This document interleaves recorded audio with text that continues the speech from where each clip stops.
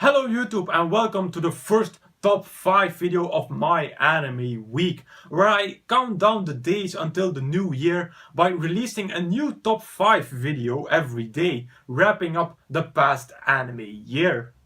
Today I'm going to get a little bit salty, since I'm looking back at the past year and will be discussing the animes that disappointed me the most. Note that these animes weren't necessarily bad, but they didn't fulfill all my expectations. Also, before I start, I want to mention that I'll only count 2016 seasonal anime for this and the next top 5 videos, so I will mention animes that I haven't even reviewed yet. Let's start this top 5 with a disappointment on number 5, which is the first season of Bungo Stray Dogs. I was expecting a dark, serious story about revenge and hate like 91 Days had. But instead I got an incredibly stupid comedy anime. The comedy was so bad that if it wasn't for my policy that I finish what I start, I would have dropped Bungo Stray Dogs right away. They had so much potential with Atsushi's background, but they completely blew it. Luckily, the final arc where Kyoka comes into play made this anime a bit more interesting, and luckily the second season was a lot better than the first season. That was a good recovery there by Studio Bones. An anime that has just finished and was a complete disappointment was Occultic 9. I had such high hopes for this anime. The story seemed perfect for a studio like A1 Pictures. But holy shit, I got a seizure whilst watching this. It was so fast and incoherent, and there was so much information coming at you at the same time. It was a mess. That's the best way I can describe Occultic 9. For more rant info about Occultic 9, watch my review of it that'll be released in a couple of weeks.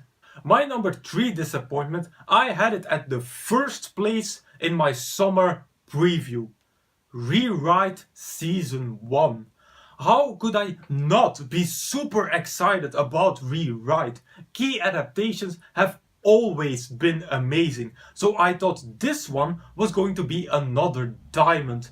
But the first season was shit. So many things happening without explanation and so many loose ends that were never tied. Luckily, we're getting a second season in the upcoming winter season, and I still have hope for that season. Number 2 was also a number 1 in one of my previews, more specifically in my preview of the spring season, and it was Mayoiga. Now, Mayoiga wasn't really bad, but it made the mistake of wanting to make all the characters evenly important. With so many characters as Mayoiga, you can't give them all a backstory and meaning in your anime.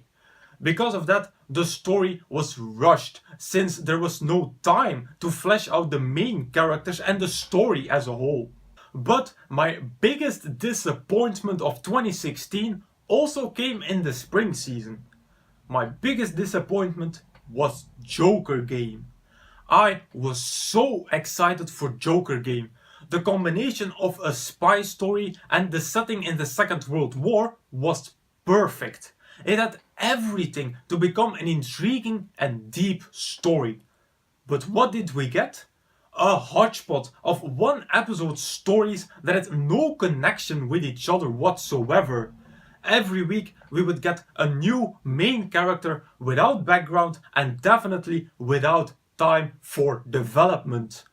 Joker Game had so much potential, but it ruined it all and it became an absolute mess. So there you have it, my top 5 most disappointing animes of 2016. Tomorrow will lighten the mood a bit, since I'm revealing my top 5 most surprising animes of 2016, the exact opposite of today's video. Then I will thank you all for watching, and I will see you all tomorrow in the next video.